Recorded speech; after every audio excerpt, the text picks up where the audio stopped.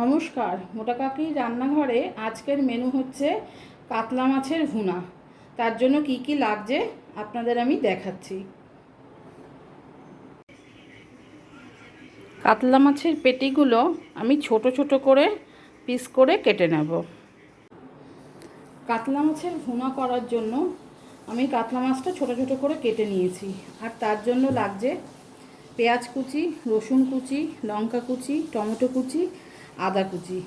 আর মশলার মধ্যে লাগছে কাশ্মীরি লঙ্কা, হলুদ, ধনে জিরে গুঁড়ো আর নুন। আর লাগবে সর্ষের তেল। এই রান্নাটা সর্ষের তেল দিয়ে করলেই খুব ভালো হবে।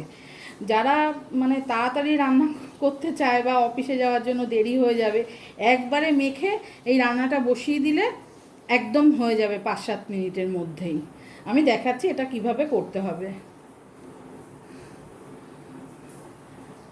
মাছটার মধ্যে সমস্ত মশলাগুলো আমি একবারে দিয়ে দেব এবং যেই পেঁয়াজ, আদা, রসুন কুচিগুলো কেটেছি এইগুলোও সব আমি একবারে দিয়ে দেব। এইটা কাঁচা সর্ষের তেল দিয়ে আমি সুন্দর করে মাখবো। এটা মেখে যদি 5-7 মিনিট রাখা যায় তাহলে খুব ভালো হয়, আর যদি না রাখা যায় তাহলে করলে খারাপ হবে না। আর একটু সর্ষের তেল আমি বাঁচিয়ে রেখে দেবো। ওটা রান্না হওয়ার যখন কমপ্লিট হয়ে যাবে তারপরে আমি ওটা একটু ছড়িয়ে দেবো। আর এটা সুন্দর করে হাত দিয়েই মাখতে হবে, চামচ দিয়ে মাখলে ভালো হবে না।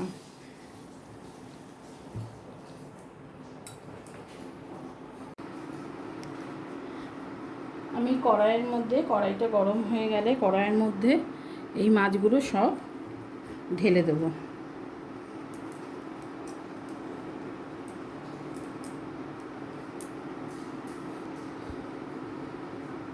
এই বাটি ধোয়া জলটা আমি দিয়ে দেব। দিয়ে এবার গ্যাসটাকে আমি স্লো করে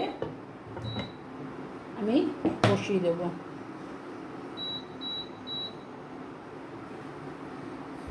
আস্তে আস্তে এটা হবে।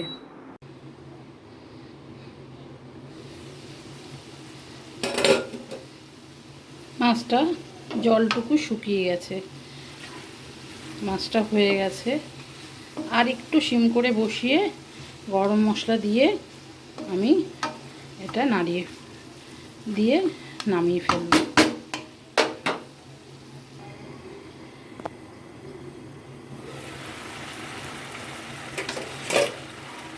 এটা রেডি হয়ে গেছে।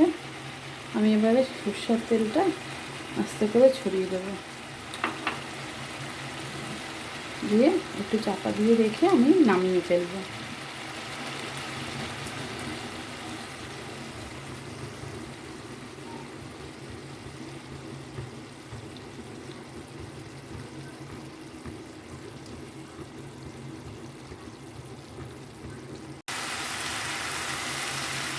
একটু গরম মশলার গুঁড়ো আমি ছড়িয়ে দিলাম। কাতলা মাছের ভুনা তৈরি হয়ে গেছে। বন্ধুরা, আপনারা একদিন বাড়িতে বানিয়ে দেখবেন, খুব সোজা। আর আমার রান্নাটা যদি ভালো লাগে লাইক করবেন, কমেন্ট করবেন এবং শেয়ার করবেন আর সাবস্ক্রাইব করে দেবেন। পরের ভিডিওর জন্য অপেক্ষা করুন।